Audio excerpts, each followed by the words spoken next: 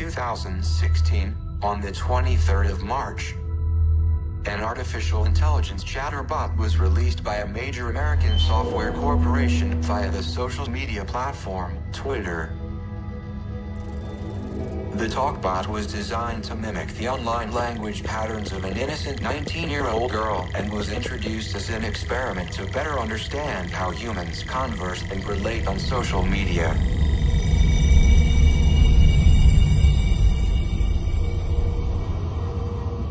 The quality of her interactions were meant to be friendly and informal.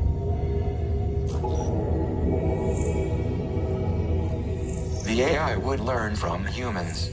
It was constructed to become progressively more intelligent.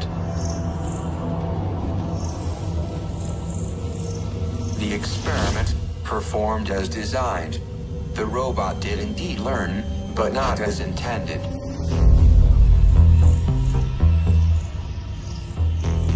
The chatbot's repeat after me capability made her vulnerable to humans, allowing Twitter users to affect her tweets. Her posts became defensive, racist, hateful.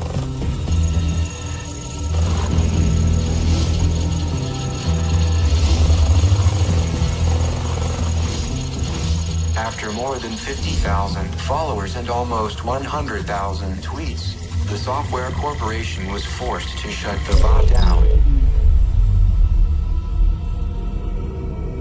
In less than a day, her posts deleted.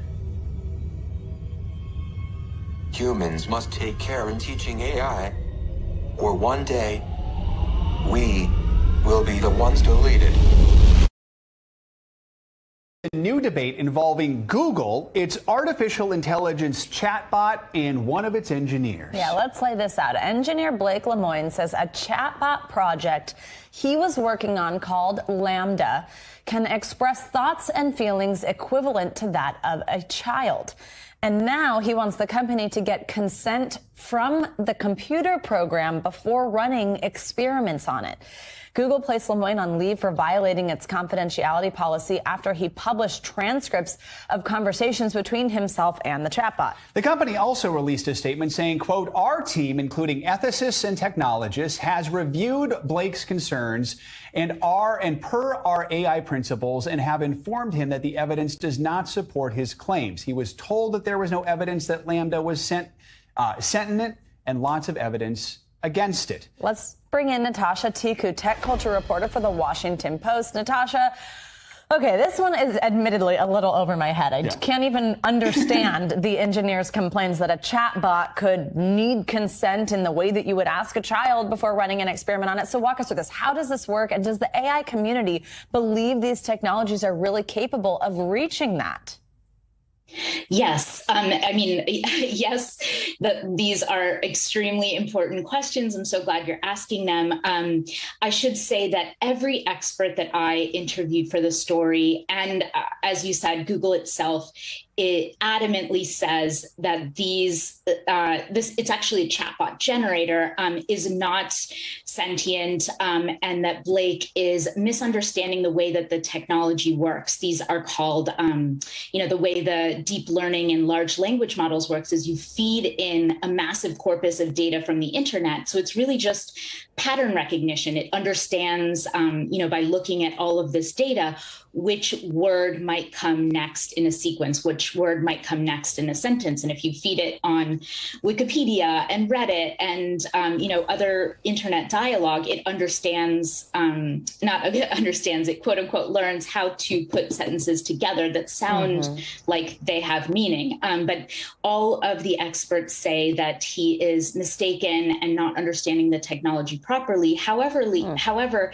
his claim is coming in the middle of a very interesting moment in the AI community where some, top executives at companies are saying that this technology is potentially close to achieving consciousness. Now, I should say also these terms are very ill-defined.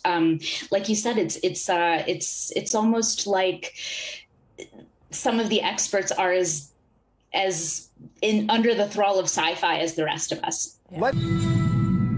The average person, they don't see killer robots going down the streets. They're like, what are you talking about? Man, we want to make sure we don't have killer robots going down the street. Once they're going down the street, it is too late. Google acquired DeepMind several years ago. DeepMind operates as a semi-independent subsidiary of Google. The thing that makes DeepMind unique is that DeepMind is absolutely focused on creating digital superintelligence, an AI that is vastly smarter than any human on Earth and ultimately smarter than all humans on Earth combined. The DeepMind system can win at any game. It can already beat all the original Atari games. It is superhuman. It plays the games at super speed in less than a minute.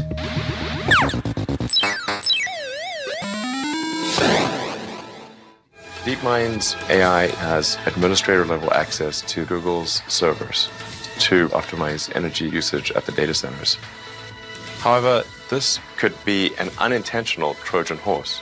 DeepMind has to have complete control of the data centers, so with a little software update, that AI could take complete control of the whole Google system, which means they can do anything.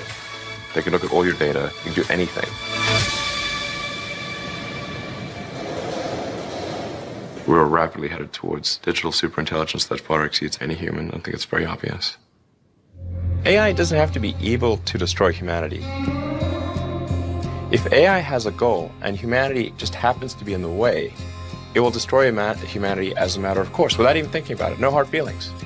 It's just like if we're building a road and an anthill happens to be in the way, we don't hate ants. We're just building a road. And so goodbye anthill. We have 5 years. I think digital superintelligence will happen in my lifetime.